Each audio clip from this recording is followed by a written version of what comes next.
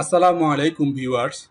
আজকে দেখব কিভাবে উইন্ডোজ 11 কম্পিউটারের টাস্কবার ফ্লিকারিং অথবা ডিসঅ্যাপিয়ারিং বা হারিয়ে গেলে তা ফিক্স করতে হয়। তো চলুন দেখা যাক। প্রথমে কিবোর্ড থেকে কন্ট্রোল অল্টার ডিলিট প্রেস করুন।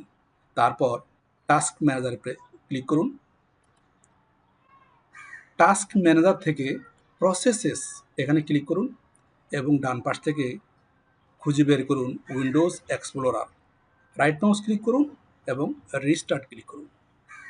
তারপর দেখুন আপনার প্রবলেমটি সলভ হয়ে গিয়েছে কিনা। যদি না হয় তাহলে রান নিউ টাস্ক এখানে ক্লিক করুন। এখানে টাইপ করুন সিএমডি এবং এখানে চেক মার্ক করুন create this task with administrative privilege. Okay click করুন। তাহলে অ্যাডমিনিস্ট্রেটিভ প্রিভিলেজ নিয়ে সিএমডি খুলল এবং এই কোডটি আমার ভিডিওর ডেসক্রিপশন থেকে এই কোডটি পেস্ট করুন। কপি এখানে পেস্ট করুন।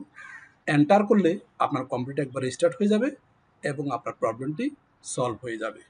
তো ভিউয়ার্স, আশা করছি এই ভিডিওটি আপনাদের কাজে আসবে। সো ভিডিওটি লাইক করবেন এবং চ্যানেলটি সাবস্ক্রাইব করতে ভুলবেন না। আসসালামু আলাইকুম।